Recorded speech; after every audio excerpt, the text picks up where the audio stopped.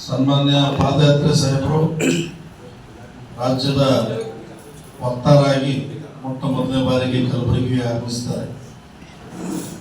ಇವತ್ತಿನ ದಿನ ಆಕ್ಚುಲಿ ನಮ್ಮ ಯುವ ಘಟಕದ ರಾಜ್ಯಾಧ್ಯಕ್ಷರು ನಿಖಿಲ್ ಕುಮಾರಸ್ವಾಮಿ ಅವರು ಈ ಭಾಗದಲ್ಲಿ ಪ್ರವಾಸ ಮಾಡಬೇಕಂತ ನಿನ್ನೆ ತಾನೇ ನಾವು ಪತ್ರಿಕಾ ಗೋಷ್ಠಿಯಲ್ಲಿ ತಮ್ಮ ಎದುರುಗಡೆ ಬಂದು ಹೇಳಿದ್ದಿತ್ತು. ಆದರೆ ಅನಿವಾರ್ಯ ಕಾರಣ ಮದ್ದೂರಲ್ಲಿ ಏನು ಇವತ್ತು ಗೊಂದಲ ಕಿರಿಕಿರಿ ಆಗಿದೆ. ಆದ್ದರಿಂದ ಕುಮಾರಣ್ಣನವರು ದಿಲ್ಲಿಯಲ್ಲಿರೋದ್ರಿಂದ ಬರೋಕ್ಕಾಗಲಿಲ್ಲ ಅಂತೇಳಿ ಗಲಾಟೆ ಹಾಕ್ಬಾರ್ದು. ಆ ಎಲ್ಲ ಜನತೆಗೆ ಜನತಾದಳದವರೇ ಅಲ್ಲಿ ಬಹಳಷ್ಟು ಶಕ್ತಿ ಇರೋದ್ರಿಂದ ನಿಖಿಲಣ್ಣವರಲ್ಲೂ ಇರಬೇಕಾಯಿತು. ಆ ಒಂದು ಕಾರಣಕ್ಕಾಗಿ ನಮ್ಮ ಈ ಪ್ರವಾಸ ಒಂದು 2 ದಿನ ಮಾತ್ರ ಮುಂದೂಡಿದೆ. ಇನ್ನು 2 ಅಥವಾ 3 ದಿನದಲ್ಲಿ ಮತ್ತೆ ನಾವೇನು ನಿಖಿಲಣ್ಣವ್ರ ನೇತೃತ್ವದಲ್ಲಿ ಎಲ್ಲ ಒಂದು ಇಲ್ಲಿ ಇವತ್ತಿನ ದಿನ ರೈತರು ಪರಿಸ್ಥಿತಿ ಇವತ್ತು ಗಂಭೀರದಲ್ಲಿದ್ದಾರೆ. ಅವತ್ತೆಲ್ಲ ಬೆಳೆಗಳು ಏನು ನಷ್ಟ ಆಗಿದೆ.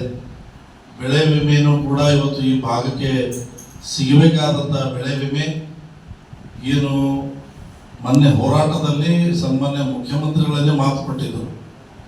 670 ಕೋಟಿ ಬೆಳೆ ವಿಮೆಯನ್ನು ನಾನು ಶೀಘ್ರದಲ್ಲೇ ಬಿಡುಗಡೆ ಮಾಡ್ತೀನಿ ಅಂತೇಳಿ ಮಾತು ಕೊಟ್ಟಿದ್ದರು. ಇವತ್ತು ಅವರು ಆ ಮಾತಿಗೆ ತಪ್ಪಿದ್ದಾರೆ.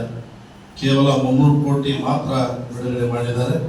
ಇನ್ನು ಉಳಿದ ಹಣ ಯಾವಾಗ ಬಿಡುಗಡೆ ಮಾಡ್ತಾರೆ ಅನ್ನೋದು ಗೊತ್ತಿಲ್ಲ. 17 ತಾರೀಕಿಗೆ ಬರ್ತಾ ಇದ್ದಾರೆ. ಆ ಒಂದು ಸಂದರ್ಭದಲ್ಲಿ ಖಂಡಿತವಾಗಿ ಇದು ರೈತರು ಅವ್ರನ್ನ ಪ್ರಶ್ನೆ ಮಾಡ್ತಾರೆ ಮತ್ತು ನಮ್ಮ ಪಕ್ಷದವರು ಕೂಡ ಅವ್ರ ಜೊತೆಗೂಡಿ ಯಾವತ್ತೂ ಕೂಡ ಜನತಾದಳ ಪಕ್ಷ ರೈತರ ಪರವಾಗಿ ಇದ್ದಿದ್ದು ಅವೆಲ್ಲ ಮಾಧ್ಯಮದವ್ರಿಗೆ ಬರ್ತಿರೋ ವಿಚಾರ. ಇವತ್ತು ಇಷ್ಟೇ ಅಲ್ಲ, ಇವತ್ತು ಹೆಚ್ಚಿನ ರೂಪದಲ್ಲಿ ಮತ್ತೆ ಬೆಳೆ ವಿಮೆಯನ್ನ ಕಟ್ಟಿದ್ದಾರೆ ರೈತರು. ಹಿಂದಿನ ಬೆಳೆ ವಿಮೆನೇ ಇಲ್ಲಿವರೆಗೂ ಕೂಡ ಪೂರ್ಣಗೊಳಿಸಲು ಸಾಧ್ಯವಾಗಿಲ್ಲ.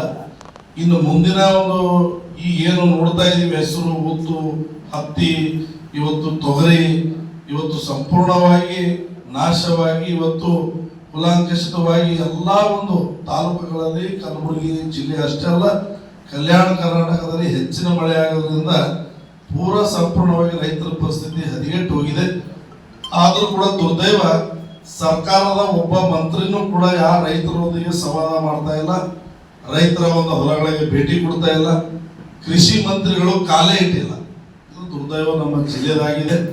ಇದೇ ಜಿಲ್ಲೆಯ ಕೆಪಿಸಿಸಿ ಒಂದು ದೊಡ್ಡ ಅಧ್ಯಕ್ಷ ಸ್ಥಾನ ಇವತ್ತು ಕಾಂಗ್ರೆಸ್ ಪಕ್ಷದ ನಾಯಕರಿದ್ದಂಥ ಜಿಲ್ಲೆಯ ಪರಿಸ್ಥಿತಿ ಇದೇ ಆಗಿದೆ. ಮತ್ತು ಮುಂದಿನ ಜಿಲ್ಲೆಗಳಾಗಿರ್ಬೋದು ರಾಜ್ಯದ ಪರಿಸ್ಥಿತಿ ಹೇಗಿರ್ಬೋದು ಎಂಬುದು ನಾವು ಆತ್ಮಾವಲೋಕನ ಮಾಡ್ಕೋಬೇಕಾಗಿದೆ.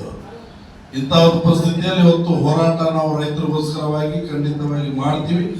ಪಾದಯಾತ್ರೆ ಸಾಹೇಬರು ಯಾವತ್ತೂ ಕೂಡ ಪಕ್ಷ ಕಟ್ಟೋದು ಅಷ್ಟೇ ಅಲ್ಲ, ರೈತರ ಪರವಾಗಿ ಅನೇಕ ಹೋರಾಟಗಳನ್ನು ಅವರು ಕಾಲು ನಡಿಗೆ ಮುಖಾಂತರ ಚಪ್ಪಲಿ ಬಿಟ್ಟು ಅನೇಕ ಸಾವಿರಾರು ಕಿಲೋಮೀಟರ್ ಪಾದಯಾತ್ರೆಯನ್ನು ಮಾಡಿ ಅದಕ್ಕೆ ಅವ್ರ ಹೆಸರು ಪಾದಯಾತ್ರೆ ಅಂತಿದೆ. ಇಂಥ ಒಬ್ಬ ಮಹಾನ್ ನಾಯಕ ಇವತ್ತು ನಮ್ಮ ಮಧ್ಯದಲ್ಲಿ ಇದ್ದಿದ್ದಾರೆ. ಇಂಥ ಒಬ್ಬ ಮಹಾನ್ ನಾಯಕ ಇವತ್ತು ಜನತಾದಳ ಪಕ್ಷದಲ್ಲಿದ್ದಾರೆ. ಅಂದ್ರೆ ಈ ಪಕ್ಷದ ಒಂದು ಭಾಗ್ಯ ಅಂತ ನಾನು ಇವತ್ತಿನ ದಿನ ಮಾಧ್ಯಮ ಮೂಲಕ ಹೇಳಲು ಬಯಸ್ತಾ ಇದ್ದೀನಿ.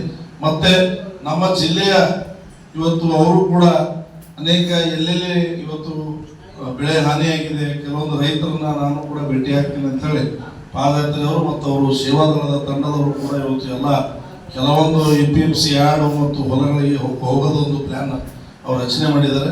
ಅವರು ಕೂಡ ಅವು ಎಲ್ಲೆಲ್ಲಿ ಹೋಗಿ ಏನೇನು ಪರಿಸ್ಥಿತಿ ಇದೆ ಅದರ ಪತ್ರದ ಮುಖಾಂತರ ಅವರು ವಕ್ತಾರಿರೋದ್ರಿಂದ ಖಂಡಿತವಾಗಿ ರಾಜ್ಯ ಸರ್ಕಾರಕ್ಕೆ ಬಿಸಿ ಮುಟ್ಟಿಸಲು ಒಂದು ಪ್ರಾಮಾಣಿಕ ಪ್ರಯತ್ನ ಪಾದಯಾತ್ರೆ ಸಾಹೇಬರು ಕೂಡ ಮಾಡ್ತಾರೆ ಅಂತ ಹೇಳಿ ಇವತ್ತು ನಾನು ಹೆಚ್ಚಿಗೆ ಸಮಯವನ್ನು ತಗೊಳ್ಳಾರ್ದೆ ಪಾದಯಾತ್ರೆ ಸಾಹೇಬರು ತಮ್ಮನ್ನು ಉದ್ದೇಶಿಸಿ ಹಲವು ವಿಚಾರಗಳ ಬಗ್ಗೆ ತಮ್ಮನ್ನು ತಿಳಿಸ್ತಾರಂತ ನಾನು ಭಾವಿಸಿ ನನ್ನ ಮಾತಿಗೆ ವಿರಾಮ ಕೊಡ್ತೇನೆ. ಕೂಲಂಕುಷವಾಗಿ ನಿಮಗೆಲ್ಲ ಹೇಳಿದ್ದಾರೆ, ಮತ್ತೆ ನಾನು ಹೇಳೋ ಅವಶ್ಯಕತೆ ಬರೋದಿಲ್ಲ. ಅದರ ಜೊತೆಗೆ ಆ ಸಮಸ್ಯೆಗಳನ್ನ ಕೈಗೆತ್ಕೊಬೇಕು. 100-300 ಚಿಲ್ಲರೆ ಕೋಟಿ ರೂಪಾಯಿ ಬರೀ ರೈತರಿಂದ ಕಟ್ಸ್ಕೊಂಡಿರೋ ದುಡ್ಡು ವಾಪಸ್ ಕೊಡಲ್ಲ. ಇವಾಗ ನೆರೆ ಬರೆ ಪರಿಹಾರನ ಬಂದು ಮುಂದೆ ನಿಂತುಕೊಂಡು ಕೃಷಿ ಮಂತ್ರಿ ಜವಾಬ್ದಾರಿ ಸ್ವೀಕರಿಸಿ ಇಲ್ಲಿ ಪ್ರದೇಶದ ಕೃಷಿ ರೈತರ ಸಮಸ್ಯೆಗಳನ್ನು ಪರಿಹಾರ ಮಾಡೋಕ್ಕೆ ಅವ್ರಿಗೆ ಸಮಯ ಇಲ್ಲ ಅನ್ನೋದಾದರೆ ರಾಜೀನಾಮೆ ಕೊಟ್ಟು ಮನೆಗೆ ಹೋಗಲಿ. ಬೇರೆ ಯಾರಾದರೂ ಆಸಕ್ತಿ ಇರೋರು ಕೃಷಿ ಮಂತ್ರಿಗಳಾಗಲಿ.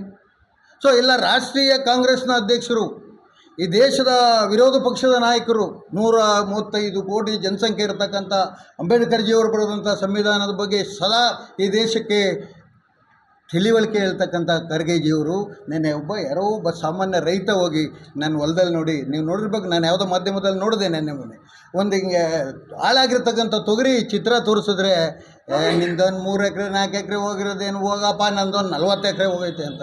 ಸೊ 40 ಎಕರೆ ಇರ್ತಕ್ಕಂಥ ಬೃಹತ್ ರೈತರಿಗೆ, ಒಬ್ಬ ಕಾರ್ಮಿಕರಾಗಿ ಬೆಳೆದು ಬಂದವರಿಗೆ, ಒಬ್ಬ ರಾಜಕಾರಣಿ ಆಗಿ ಬಂದಿರೋರಿಗೆ ಬೆಳೆ ಹಾನಿ ಆದರೆ ಕಷ್ಟ ಕಾಣಲ್ಲ. ಅದೇ ಒಬ್ಬ 4 ಎಕರೆ ಒಂದಿಡೀ ಬೆಳೆ ಬೆಳ್ತಕ್ಕಂಥ ರೈತ ತೊಗರಿ ಬೆಳೆ ಹಾಳಾಯಿತು ಅಂತ ಕಣ್ಣಲ್ಲಿ ನೀರಿಸಿರೋವಾಗ ನನಗನ್ಸುತ್ತೆ ಇನ್ನೂ ಒಳ್ಳೆ ಮನಸ್ಸಿಂದ ಅವರ ಬಗ್ಗೆ ಅನುಕಂಪ ತೋರಿಸಿ ಪ್ರೀತಿ ವಿಶ್ವಾಸದಿಂದ ಪ್ರಧಾನಮಂತ್ರಿಗಳು ಮುಂದೆ ತಂದು ಈ ಸಮಸ್ಯೆ ಪರಿಹಾರ ಮಾಡ್ತೀನಿ ಅನ್ನೋ ಗಟ್ಟಿದನಿನ ಸನ್ಮಾನ್ಯ ಶ್ರೀ ಖರ್ಗೆಜಿಯವರು ಪ್ರದರ್ಶನ ಮಾಡಬೇಕಾಗಿತ್ತು. ಬಿಟ್ಟರೆ ಯಾರೋ ಸಾಮಾನ್ಯ ರೈತನ ಲೇವಡಿ ಮಾಡಬಾರ್ದಾಗಿತ್ತು ಅನಿಸುತ್ತೆ. ನಾನು ಒಂದು ಸಣ್ಣ ಮನುಷ್ಯ ಖರ್ಗೆಯವರು ಅಂತ ಒಬ್ಬ ರಾಷ್ಟ್ರ ವಿರೋಧ ಪಕ್ಷದ ನಾಯಕರಿಗೆ ಹೇಳ್ಕೊಡೋಂಥ ಅಷ್ಟು ನಮ್ಮ ಪಕ್ಷ ದೊಡ್ಡ ಪಕ್ಷನೂ ಅಲ್ಲ, ನಾನಂತ ದೊಡ್ಡ ರಾಜಕಾರಣಿನೂ ಅಲ್ಲ. ಆದ್ರೂ ಮಾನವೀಯತೆಯ ದೃಷ್ಟಿಯಿಂದ ಇಂಥ ವಿಚಾರನ ಗಮನಕ್ಕೆ ತಗೊಬೇಕು. ಜೊತೆಗೆ ಗುಲ್ಬರ್ಗ ಜಿಲ್ಲೆಯ ಜನ ಯಾಕೆ ಖರ್ಗೆಜಿಯವ್ರ ಹತ್ರನೇ ಹೋದರು ಅಂದರೆ ನಂಬಿಕೆ ವಿಶ್ವಾಸಗಳಿಂದ ಹೋದರು. ಅವರು ವಿರೋಧ ಪಕ್ಷದ ನಾಯಕರು, ರಾಷ್ಟ್ರೀಯ ಜೊತೆಗೆ ಅವ್ರ ಅಳಿಯವರು ಈ ಜಿಲ್ಲೆಗೆ ಉಸ್ತುವಾರಿ ಮಂತ್ರಿಗಳು, ಅವ್ರ ಮಗ ಅವರು ಜವಾಬ್ದಾರಿ ಮಂತ್ರಿಗಳು. ಸುಮಾರು 10-11 ಸಾರಿ ಈ ಜಿಲ್ಲೆ ಜನ ಅವ್ರಿಗೆ ಮತ ಕೊಟ್ಟು ಕಳಿಸಿದ್ದಾರೆ.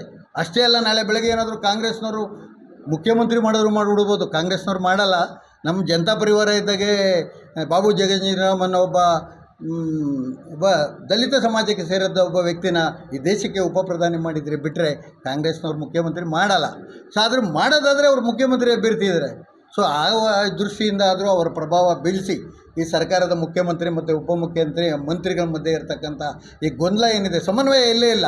ಚೀಫ್ ಸೆಕ್ರೆಟರಿ ನೋಯ್ತಾರೆ. ಇವತ್ತು ಕೆಲವು ವಿಚಾರಗಳು ನಮ್ಮ ಪಕ್ಷ ಸಮಸ್ಯೆಗಳನ್ನು ಮುಂದೆ ತೊಗೊಂಡೋದ್ರೆ ಈ ರಾಜ್ಯದ ಮುಖ್ಯ ಕಾರ್ಯದರ್ಶಿಗಳು ಹೇಳ್ತಾರೆ, ಮುಖ್ಯಮಂತ್ರಿ ಪತ್ರ ಕೊಟ್ಟರೆ ಉಪಮುಖ್ಯಮಂತ್ರಿ ಕಿತ್ಕೊಂಡು ಹೋಗ್ತಾರೆ. ಉಪಮುಖ್ಯಮಂತ್ರಿ ಪತ್ರ ಕೊಟ್ಟು ಯಾರನ್ನ ವರ್ಗಾವಣೆ ಮಾಡಿದ್ರೆ ಬೇರೆ ಇಲಾಖಾ ಮಂತ್ರಿ ಬಂದು ತಡೆ ಹಿಡಿತಾರೆ. ಸೊ ಯಾವ ಮಂತ್ರಿ ಈ ಪ್ರದೇಶಕ್ಕೆ ಬಂದಿಲ್ಲ ಅಂದರೂ ಪರವಾಗಿಲ್ಲ, ಕೃಷಿ ಮಂತ್ರಿಗಳು ಕರ್ನಾಟಕದಲ್ಲಿ ಕೃಷಿ ಇಲಾಖೆಯ ಚೇರಲ್ಲಿ ಕೂತ್ಕೊಳ್ಳೋದನ್ನ ನಿಮಗೆ ಬದ್ಧತೆ ಅನ್ನೋದಿದ್ದರೆ, ಸ್ವಾಭಿಮಾನ ಇದ್ದರೆ, ಕೃಷಿಕರ ಬಗ್ಗೆ ಗೌರವ ಇದ್ದರೆ ಅಲ್ಲೆಲ್ಲೋ ಮೈಸೂರು, ಮಂಡ್ಯ, ರಾಮನಗರ, ಬೆಂಗಳೂರು ಇರೋದ್ರ ಬದಲು ಬನ್ನಿ ಈ ಪ್ರದೇಶಗಳಿಗೆ, ನೋಡಿ ರೈತರ ಪರಿಸ್ಥಿತಿ ಏನು ಅಂತ. ಯಾಕಂದರೆ ಆ ತೊಗರಿ ಮಂಡಳಿ ಅಂತ ಮಾಡಿದ್ದಾರೆ. ನಿಮ್ಮ ಇಲಾಖೆನಲ್ಲೇ ಇರೋದು ತೊಗರಿ ಮಂಡಳಿ. ಸ್ಟಾಫ್ ಇದೆಯಾ? ಅಲ್ಲೊಂದು ಆಫೀಸ್ ಇದೆಯಾ? ಪರಿಹಾರದ ಪಟ್ಟಿ ಇದೆಯಾ? ಈ ಸ್ಟ್ಯಾಟಿಸ್ಟಿಕ್ಸ್ ಇದೆ ನಿಮ್ಮ ಹತ್ರ? ನಮ್ಮ ಜಿಲ್ಲಾ ನಾಯಕರುಗಳನ್ನ ಈ ಸಂದರ್ಭದಲ್ಲಿ ಅಭಿನಂದಿಸ್ತೇನೆ. ಯಾಕಂದರೆ ಎಲ್ಲ ಕ್ಷೇತ್ರಗಳಿಗೂ ಹೋಗಿ ವರದಿ ತಂದು ರೈತ ನಾಯಕರಾದಂಥ ಕುಮಾರಸ್ವಾಮಿ ಅವರ ಮುಖಾಂತರ ಕೇಂದ್ರದಲ್ಲಿ ಅವರು ಪ್ರಭಾವಿ ಮಂತ್ರಿ ಇದ್ದಾರೆ. ಸೊ ಬಜೆಟ್ ನಡೀತಾ ಇದೆ, ಇವತ್ತು ಉಪರಾಷ್ಟ್ರಪತಿ ಚುನಾವಣೆ ನಡೀತಾ ಇದೆ. ಸೊ ಅವರಿಗೆ ಸಮಯದ ಅಭಾವ ಇದೆ. ದೇವೇಗೌಡಜಿಯವರು ರಾಷ್ಟ್ರಪತಿಯಲ್ಲಿ ಮತದಾರರಿದ್ದಾರೆ. ಇವತ್ತು ಅವರು ರೈತ ನಾಯಕರು, ಈ ಬಗ್ಗೆ ಕಾಳಜಿ ಇಟ್ಕೊಂಡಿದ್ದಾರೆ ಈ ಪ್ರದೇಶದ ಬಗ್ಗೆ. ನನ್ನ ಮಟ್ಟದಲ್ಲಿ ಹೇಳೋದಾದರೆ 45 ವರ್ಷಗಳ ಇತಿಹಾಸದಲ್ಲಿ ಬಸವಣ್ಣನವರ ಕಲ್ಯಾಣ ಕರ್ನಾಟಕ ಭಾಗಕ್ಕೆ ಏನಾದರೂ ನ್ಯಾಯ ಕೊಟ್ಟಿದ್ದರೆ ಅಭಿವೃದ್ಧಿನಲ್ಲಿ, ರೈತ ಅನುದಾನದಲ್ಲಿ, ಗ್ರಾಮೀಣಾಭಿವೃದ್ಧಿನಲ್ಲಿ ದೇವೇಗೌಡಜಿಯವರ ಜನಪದ ಪರಿವಾರ ಬಿಟ್ಟರೆ ಯಾವ ರಾಷ್ಟ್ರೀಯ ಪಕ್ಷಗಳಿಗೂ ಅರ್ಹತೆ ಇಲ್ಲ ಅನ್ನೋ ಮಾತನ್ನು ನಾನಿಲ್ಲಿ ಘಂಟಾಘೋಷವಾಗಿ ನಿಮ್ಮ ಮುಂದೆ ಗಮನಕ್ಕೆ ತರಲಿಕ್ಕೆ ಇಚ್ಛೆಪಡ್ತೇನೆ. ಯಾಕೆಂದರೆ ಕುಮಾರಸ್ವಾಮಿ ಅವರು ಮುಖ್ಯಮಂತ್ರಿ ಆಗಿದ್ದಾಗ ಸುವರ್ಣ ಗ್ರಾಮೋದಯ ತಂದರು. ಎಷ್ಟು ಗ್ರಾಮಗಳು ಚೆನ್ನಾಗಾಗಿಲ್ಲ? 30,000 ಕೋಟಿ ರೈತರು ಸಾಲ ಮನ್ನಾ ಮಾಡಿದ್ರು. ಎಷ್ಟು ಜನಕ್ಕೆ ಉಪಯೋಗ ಆಗಿಲ್ಲ? ಸೊ ಅವರು ಗ್ರಾಮೋತ್ಸವ ಮಾಡಿದ್ರು. ಕಳೆದ ವಿಧಾನಸಭೆಗೆ ಮುನ್ನ ನಾವು ಪಂಚರತ್ನ ಅಂತ ಕೆಲವು ಕಾರ್ಯಕ್ರಮಗಳು ಬಸವಣ್ಣನವರ ಕಲ್ಪನೆಯ ಅನುಭವ ಮಂಟಪದ ಪೂರ್ತಿ ಸಾರಾಂಶದ ಆಧಾರದ ಮೇಲೆ ನವಕರ್ನಾಟಕನ ಕಟ್ಟಬೇಕು ಅಂತ ಇತ್ತು. ಸುಖಿ ಸಮೃದ್ಧಿ ಸ್ವಾಭಿಮಾನ ತರಬೇಕು ಅಂತ. ಸೊ ಆದ್ದರಿಂದ ಇನ್ನೂ ಪದೇ ಪದೇ ನಾನು ಈ ಭಾಗಕ್ಕೆ ಬರ್ತೇನೆ. ಸೊ ಮುಂದಿನ ದಿನಗಳಲ್ಲಿ ನಿಮ್ಮ ಮುಂದೆ ಹೇಳ್ತೇನೆ. ತಮ್ಮ ಮುಖಾಂತರ ರಾಜ್ಯ ಸರ್ಕಾರಕ್ಕೆ ನಾನು ಎಚ್ಚರಿಸೋದಕ್ಕೆ ಇಷ್ಟಪಡ್ತೇನೆ. ನೀವು ಇಲ್ಲೆಲ್ಲ ಅಧಿಕಾರಕ್ಕೆ ಬಂದಂಥ ಸಂದರ್ಭದಲ್ಲಿ ರಾಜ್ಯದಲ್ಲಿ ಕಾಂಗ್ರೆಸ್ ಸರ್ಕಾರ ಇದೆ, 136 ಜನ ಬಹುಮತ ಇದೆ. ಆ ಬಹುಮತದ ಆಧಾರದ ಮೇಲೆ ಏನೇ ನಿರ್ಧಾರ ಬೇಕಾದರೂ ಈ ಕ್ಷಣದಲ್ಲಿ ತಗೊಬಹುದು. ನಂಜುಂಡಪ್ಪ ವರದಿ ಅನುಷ್ಠಾನ ಆಗಿಲ್ಲ. ಇವತ್ತು ಬೀದರ್ ದಕ್ಷಿಣ ಮತ್ತು ಹೊಸಪೇಟೆ 2 ಕ್ಷೇತ್ರಗಳು ಆ ನಂಜುಂಡಪ್ಪ ವರದಿನಲ್ಲಿ ಮುಂದುವರೆದಿದ್ವು. ಉಳಿದ ಎಲ್ಲ ತಾಲೂಕುಗಳು ಅದೇ ರೀತಿ ಹಿಂದುಳಿದಿದ್ದಾವೆ. ಕಲ್ಯಾಣ ಕರ್ನಾಟಕ ಅಂತ ಮಾಡ್ತೀವ, ಅದಕ್ಕೇನು ಸ್ಟಾಫ್ ಇಲ್ಲ. ಮತ್ತು ಇದು ಈಗ ಕಲ್ಯಾಣ ಕರ್ನಾಟಕ ಮಾಡಿದ್ದು, ಹೈದರಾಬಾದ್ ಕರ್ನಾಟಕ ಅಭಿವೃದ್ಧಿ ಮಂಡಳಿ ಅಂತ ತಗೊಂಡಾಗ ಇಲ್ಲಿ ಶಿಕ್ಷಕರ ಕ್ಷೇತ್ರದಲ್ಲಿ ಇವರು ಅಭ್ಯರ್ಥಿಯಾಗ ಕೊಟ್ಟಿದ್ದರು. ಶಿಕ್ಷಕರ ನೇಮಕಾತಿ ಕೂಡ ಸರಿಗಾಗ್ತಾ ಇಲ್ಲ. ಬೀದರ್ ಜಿಲ್ಲೆಯಲ್ಲೆಲ್ಲ ಶಾಲೆಗಳೆಲ್ಲ ಮುಚ್ಚೋಗ್ತಾ ಇದ್ದಾವೆ. ರೈತರನ್ನು ಕೇಳೋರೇ ಇಲ್ಲ, ಜನಗಳನ್ನು ಕೇಳೋರಿಲ್ಲ, ಸಮಸ್ಯೆಗಳನ್ನು ಕೇಳೋರಿಲ್ಲ. ಇಲ್ಲೊಂದು ದರಿದ್ರ ಸರ್ಕಾರ ಈ ರಾಜ್ಯದಲ್ಲಿ ಇದೆಯಾ ಅಂತ ಈ ರಾಜ್ಯದ 7 ಕೋಟಿ ಜನ ಶಾಪ ಹಾಕೋದಕ್ಕೆ ಮೊದಲು ನಿಮ್ಮ ಗುಂಗನ್ನು ಬಿಟ್ಟು ಬನ್ನಿ. ಅಧಿಕಾರ ಜನ ಕೊಡ್ತಾರೆ. ಬಹುಮತ ಇರೋವಾಗ ಅಧಿಕಾರದ ಬಗ್ಗೆ ಚಿಂತನೆ ಮಾಡಬೇಡಿ. ನಿಮ್ಮನ್ನ ಯಾರು ಕಿತ್ತಾಕೋದಿಲ್ಲ. ಹಂಗೇನಾದ್ರು ಕಿತ್ತಾಕಿದ್ರೆ ನಿಮ್ಮ ಪಕ್ಷದವರೇ ಮುಖ್ಯಮಂತ್ರಿ ಆಗ್ತಾರೆ, ಏನು ನಮ್ಮ ಪಕ್ಷದವ್ರು ಆಗೋದಿಲ್ಲ. ಆದ್ದರಿಂದ ಕೃಷಿ ಮಂತ್ರಿಗಳು ವಿಶೇಷವಾಗಿ ಮುಖ್ಯಮಂತ್ರಿ ಉಪಮುಖ್ಯಮಂತ್ರಿ ಜಗಳ ಮಾಡ್ಕೊಂಡು ಅಲ್ಲಿರಲಿ. ನೀವು ಜಿಲ್ಲೆಗೆ ಬನ್ನಿ, ಮಂಡ್ಯ ಬಿಟ್ಟು ಈ ಜಿಲ್ಲೆಗೆ ಬಂದು ನೋಡಿ ಜನಗಳ ಕಷ್ಟ ಸುಖ. ನಾವು ಕೆಲವು ಹಳ್ಳಿಗಳಲ್ಲಿ ನೋಡಿ ವಾಸ್ತವತೆನ ಕುಮಾರಣ್ಣವ್ರ ಮುಖಾಂತರ, ಜಿಲ್ಲಾಧ್ಯಕ್ಷರ ಮುಖಾಂತರ ಮತ್ತೊಮ್ಮೆ ನಿಖಿಲ್ ಕುಮಾರಸ್ವಾಮಿ ಅವ್ರನ್ನ ಇಲ್ಲಿ ಕರ್ಕೊಂಬರ್ತೇವೆ. ಬದಲಾದ ರಾಜಕೀಯ ಸನ್ನಿವೇಶದಲ್ಲಿ ಕೆಲವು ತುರ್ತು ಸಂದರ್ಭಗಳಲ್ಲಿ ಮಂಡ್ಯನ ಪ್ರತಿನಿಧಿಸಿದಂಥ ಕುಮಾರಣ್ಣವರು ಕೇಂದ್ರದಲ್ಲಿ ಚುನಾವಣೆಯಲ್ಲಿರೋದ್ರಿಂದ, ದೇವೇಗೌಡರು ಅಲ್ಲಿರೋದ್ರಿಂದ ನಿಖಿಲ್ ಕುಮಾರಸ್ವಾಮಿ ಅವರು ನಾಳೆ ಈ ಜಿಲ್ಲೆಯಲ್ಲಿ ಹಮ್ಮಿಕೊಂಡಂಥ ಕಾರ್ಯಕ್ರಮನ ಸ್ವಲ್ಪ ಮುಂದಕ್ಕೆ ಹಾಕಿ ಆ ಮಂಡ್ಯ ಜಿಲ್ಲೆಯ ಕೆಲವು ತುರ್ತು ಕಾರ್ಯಕ್ರಮಗಳಲ್ಲಿ ಭಾಗವಹಿಸಿರೋದ್ರಿಂದ ನಾವು ನಿನ್ನೆನೇ ಬಂದಿದ್ವಿ. ಇಲ್ಲಿನ ನವಕರ್ನಾಟಕ ರೈತ ಸಂಘದ ದಯಾನಂದ ಪಾಟೀಲ್ರವರು